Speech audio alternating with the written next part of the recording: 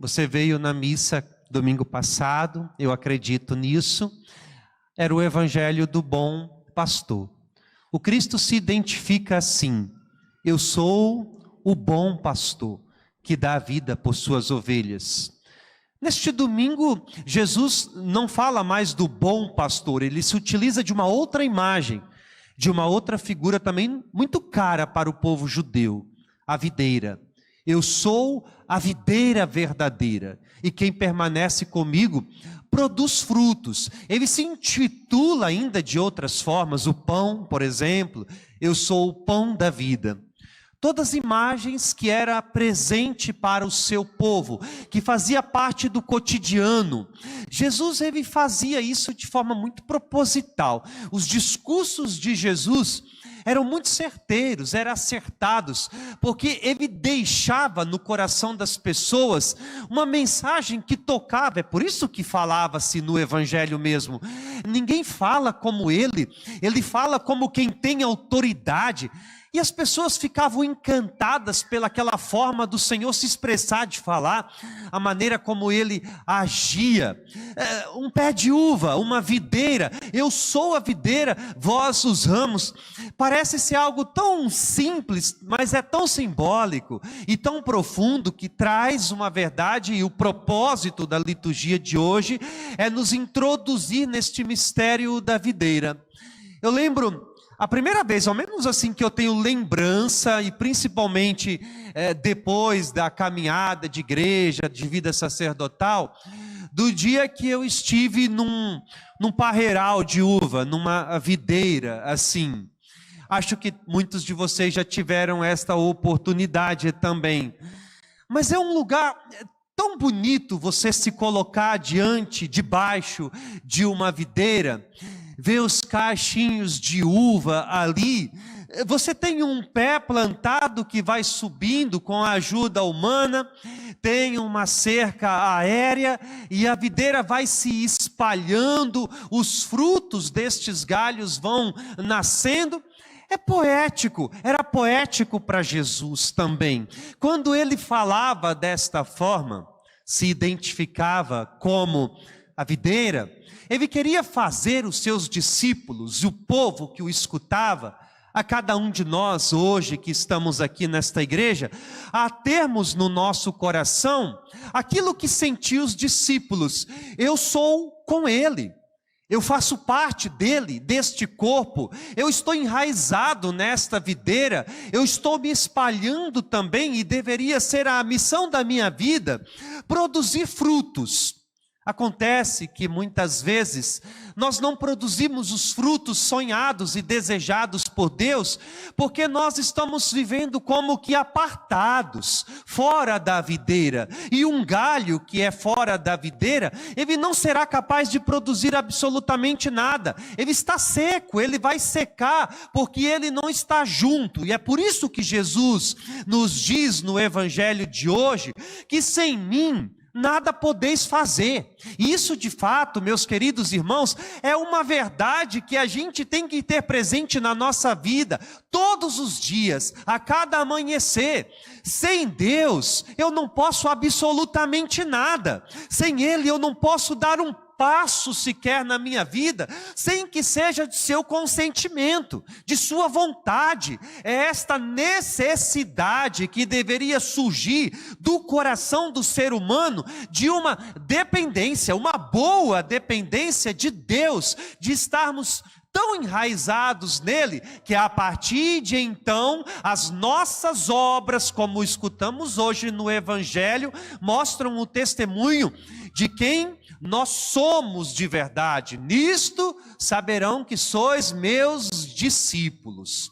Hoje, mais uma vez, a gente meditou um trecho do livro dos Atos dos Apóstolos. Durante todo o tempo de Páscoa, nós já falamos sobre isso. A propósito, mais uma vez eu queria insistir: leia o livro dos Atos dos Apóstolos.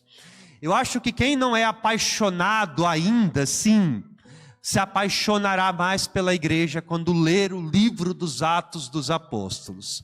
Lá está contido como tudo começou, a origem, a igreja primitiva, o ato heróico dos apóstolos, que após a partida do mestre agora têm a coragem de serem discípulos, de pregar o evangelho, e o cristianismo vai se alastrando, se espalhando.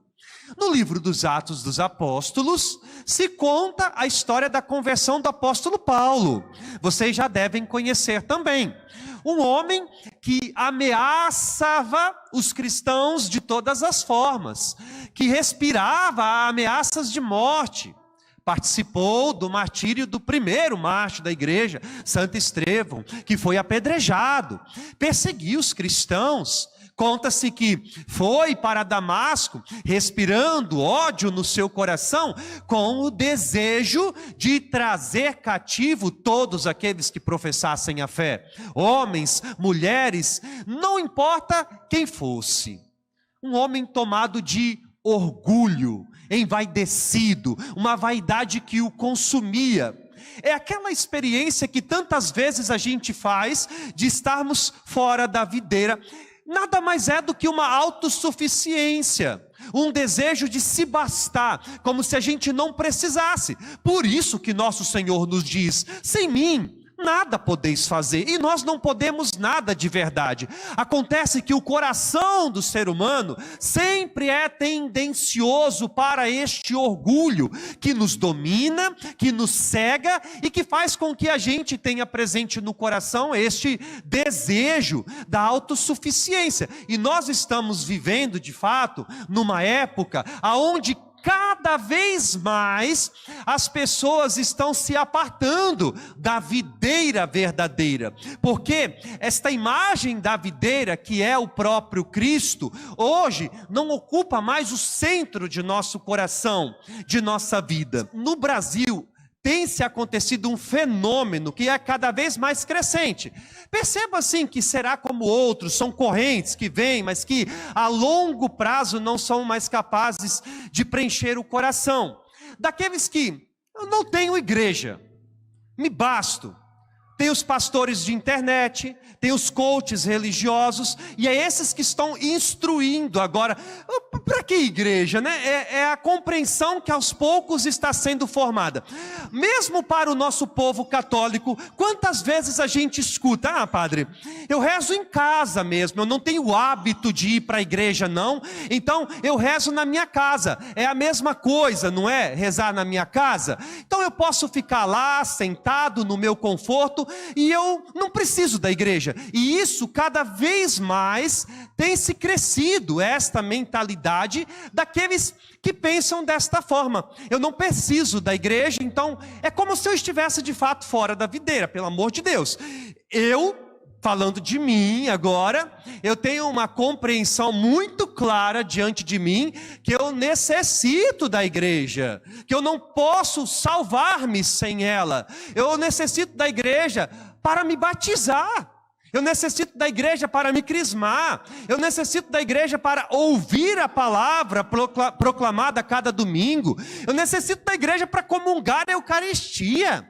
para me confessar essas coisas que eu não tenho na minha casa, no conforto da minha casa, do meu quarto, que a internet não pode me dar. Então eu preciso estar ligado a esta videira para não permitir que esse orgulho e esse desejo de ser aquilo que eu não posso domine o meu coração de tal maneira que me torne como Paulo estava. Suspirava ameaças de morte contra os cristãos. Se bastava, não havia nada que o impedia de fazer nada. É esse orgulho demoníaco, destruidor, uma vaidade, uma prepotência, às vezes até camuflada. Hoje também, na contramão disso que eu falei para vocês, cresce dentro das nossas igrejas, dentro de nossas comunidades, movimentos separatistas assim, sabe? Eu particularmente não consigo entender. Sou católico, mas eu falo mal do Papa, eu falo mal dos bispos, eu falo mal de todo mundo. E é engraçado, sabe o que me surpreende? A maioria São jovenzinhos, recém-convertidos, levados assim por algumas doutrinas e tudo mais. Nunca estudaram nada na vida, leram algumas coisas de internet, se convenceram daquilo e começam a falar. Falam mal do Papa Francisco, falam mal dos bispos, falam mal de todo mundo. Estão fora da comunhão da videira. São ramos secos de verdade. É um orgulho, uma vaidade, uma santidade camuflada, assim, que parece a todo custo empurrar algo que nem eles mesmos vivem, de fato. E se esquecem de estar ligado à videira do Senhor. Quando Paulo foi para Damasco, atrás de prender os cristãos que lá estavam, ele chega no caminho e ele tem uma surpresa. Ele experimenta o chão, ele cai. A gente costuma dizer que Paulo caiu do cavalo. Na Bíblia não diz esta informação, se foi de cavalo, se não foi. Fala-se apenas que ele caiu, foi ao chão. É uma queda simbólica, é uma queda espiritual, é uma queda que a gente tem que vivê-la também na nossa vida. Nós precisamos, às vezes, experimentar o chão. A experiência de sair do pedestal, de cair, de perceber que sozinho nós não somos absolutamente nada, que nós não podemos nada sem Deus. Essa experiência a gente tem que fazer para quebrantar o orgulho, para arrancar a vaidade do nosso coração, essa prepotência de eu me basto e eu sou suficiente. Experimentar o chão. Foi isso que aconteceu com Paulo. E quando ele se levanta, ele faz um encontro sincero com Deus, honesto, um encontro que muda a vida. A gente cantou no Salmo aquilo que eu queria expressar: ao povo novo que há de vir, eis a obra que o Senhor realizou. Porque quando Deus faz, quando Deus toca, quando a gente se encontra verdadeiramente com Deus, tudo se transforma mesmo. É um povo novo, um povo recriado, nascido para Deus, se levanta, se encontra com Deus, um encontro sincero, honesto. A vida mudou, é transformada. Aliás, é o critério. Sabe qual é o critério de saber se encontramos com o Cristo de verdade? Se o encontro foi honesto? A mudança de vida, a transformação do coração, a obra nova que Deus realiza, é aquela sensação da novidade, como se Deus fizesse nova, de fato, todas as coisas. Quando Paulo começa a pregar o Evangelho, ele sente o desejo de se juntar aos discípulos. Foi a leitura que nós escutamos na missa de hoje. Ele ardia no coração esse desejo de se encontrar com os apóstolos. Quero estar junto com a videira. Eu não quero estar separado da videira. Eu não quero pregar longe deles. É como se precisasse da bênção deles. Igualmente eu que estou aqui, não estou falando em nome de mim mesmo. É claro que tantas vezes, devido à nossa humanidade, nós estamos sujeitos ao erro. E por isso a gente traz uma responsabilidade muito grande. Mas quando o padre fala, ele tem que falar em nome da igreja. Eu estou representando a igreja. Eu não estou falando por mim mesmo. Por isso que a gente tem que evitar o achismo, aquilo que eu acho, aquilo que eu penso, a minha opinião. Se tem algo, por exemplo, que eu discordo da minha igreja, que eu amo, não cabe a mim vir aqui, gente, eu não concordo com isso não. É por isso que Santa Teresa de Ávila dizia: é melhor você errar com a igreja do que acertar fora dela. É melhor você estar vinculado, unido à videira. Quando Paulo desperta esse desejo de se juntar aos discípulos, como é a atitude deles de acolhida? No primeiro momento, não. Estavam com medo, justificável o medo inclusive, tinha razão para terem medo. Sabe aquele negócio que quando uma pessoa muda demais, de uma hora para outra, a gente começa a dizer, quando a esmola é demais, o santo desconfia, tá bom demais para ser verdade. Era exatamente isso que os discípulos estavam vivendo. Mas, poxa vida, não faz muito tempo que este homem aqui matou nosso irmão, Estevão, apedrejou. Não faz muito tempo que ele levou cativos tantos de nós, estava nos perseguindo. Agora, de uma hora para outra, ele fala que se encontra com o Senhor e está aqui querendo se encontrar conosco. Então é claro que despertava o medo, o receio. E sabe o que aí Barnabé, como diz a palavra, vai até Paulo e o toma. E esse tomar está muito além de eu chegar para um de vocês e vir aqui, ó, vem aqui comigo. É muito mais do que isso. É acreditar nos frutos que Paulo estava produzindo, porque agora ele estava ligado à videira. E quando Barnabé, então, toma Paulo para trazer aos apóstolos, é exatamente isso que ele quer nos mostrar. O testemunho, os frutos que ele está produzindo. É nisto que conhecerão que sois meus discípulos, como nos diz a palavra. Sabe qual é o critério para saber se estamos ligados à videira? Se estamos produzindo os frutos. Padre, que frutos são esses que eu preciso produzir? Primeiro de tudo, o dom de amar. João nos lembra isso hoje na sua carta. Não amor de boca para fora. Não amor de palavras. Ah, gente, assim é muito fácil. É a responsabilidade de amar. É o amor que produz frutos. O nosso maior fracasso sempre será o ódio. Quando a gente odeia, nós fracassamos como discípulos. E tem muita gente que odeia. Às vezes odeia por nada. Sabe uma das coisas que eu mais escuto assim quando eu estou atendendo confissões? É evidente que eu não vou contar pecados e apontar porque nós estamos sobre sigilo. Mas eu escuto muitas pessoas dizerem isso. Eu não consigo perdoar.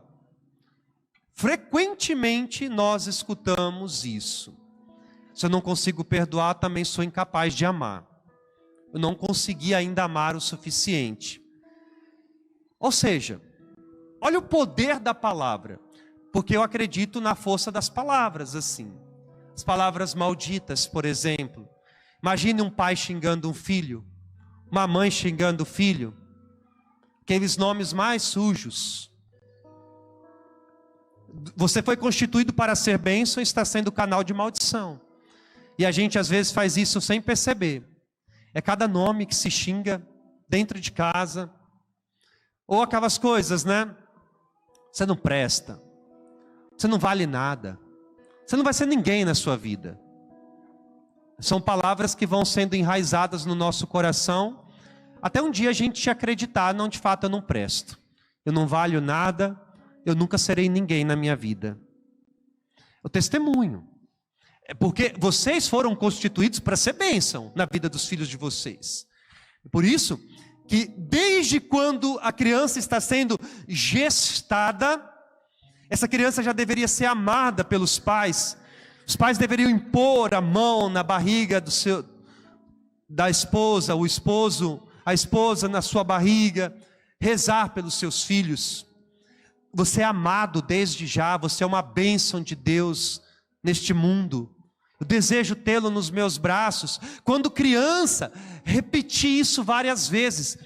Ensinar a rezar, sabe? É pegar a mãozinha, ensinar a fazer o sinal da cruz, rezar o Santo Anjo, comprar esses livrinhos que tem aí, de histórias bíblicas e tudo mais.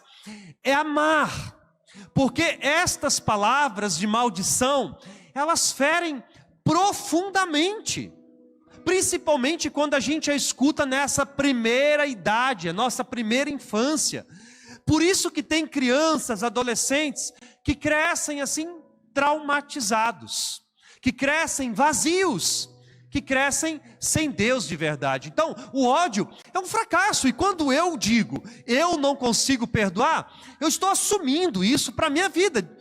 Eu desisti até de mudar esta realidade. Eu não quero mais mudar essa realidade, porque eu me convenci de uma mentira, e é uma mentira de verdade, porque todos nós que estamos aqui, somos capazes de perdoar, todos nós que estamos aqui, todo ser humano, todo filho de Deus, foi feito para o perdão, porque em primeiro lugar, Nós não podemos nada sozinhos. A gente vive em comunidade, em comunhão, a gente não vive só. E qualquer relação humana que eu me propor a ter, eu vou me decepcionar um dia com alguém, e se eu não estiver pronto para perdoar, que cristão sou eu?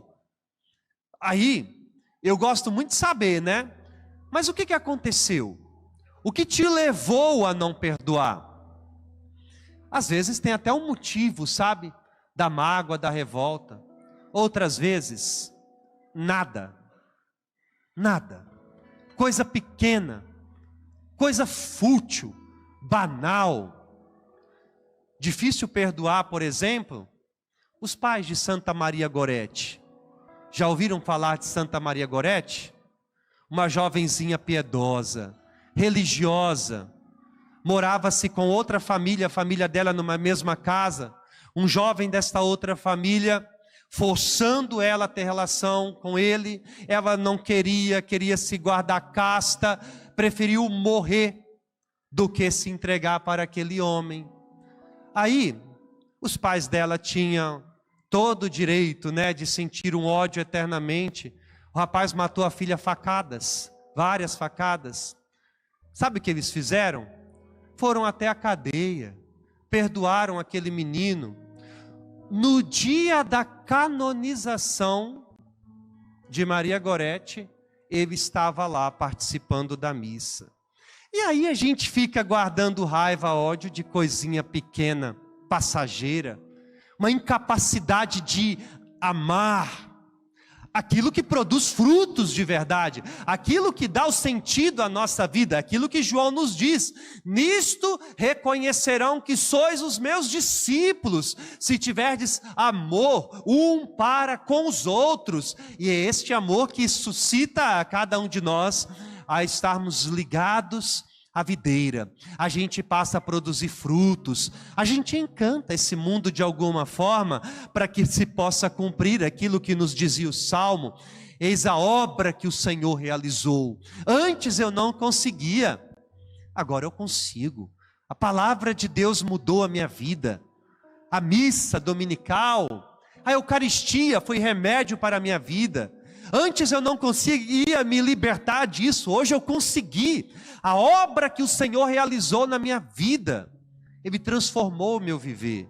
Eu acho, por fim, que precisamos estar abertos ao agir de Deus, nos deixar transformar por Ele, para que o nosso testemunho produza os frutos de verdade.